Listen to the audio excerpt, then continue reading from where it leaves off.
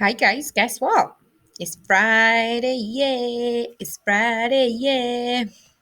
So, today is the end of our week and the end of our speech marks. So, we are going to be looking at points of view in a narrative. Now, a narrative is a story, and a point of view is who is telling the story. Okay, so these can come in three different ways: first person, second person, and third person. So the first person is usually a character in the story that tells it from their point of view. So they will use words like I, we, me, us. So you see the story through their eyes. So if you were writing from the first person, you were imagining that you are that character. So, for example, if I was writing from the first person perspective, point of view of the big bad wolf in the Three Little Pigs, I might say something like, I knocked on the door and I huffed and I puffed and I tried to blow as hard as I could, but I could not blow down that house. Okay, so I'm imagining that I am that character. The second person.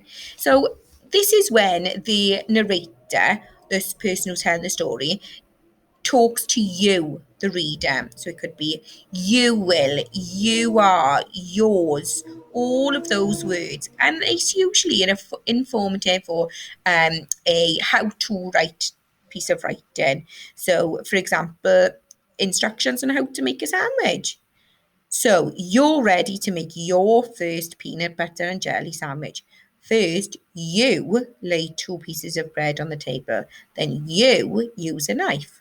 Okay, so it's referring to you. It's as if the narrator is talking to you and having a conversation with you. Then we have the third person.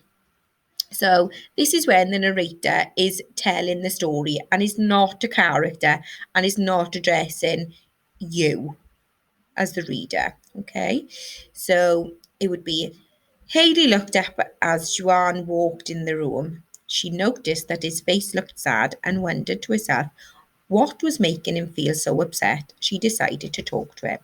Now, we've done lots of narrative and perspective when we looked at the journey to Joburg.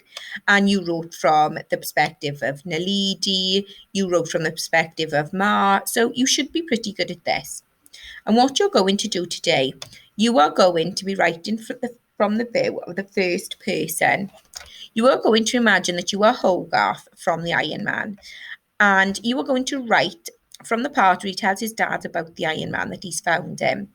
So you need to include your feelings, include words like I, me, we, us, and you need to tell the reader what is happening in the story from your point of view.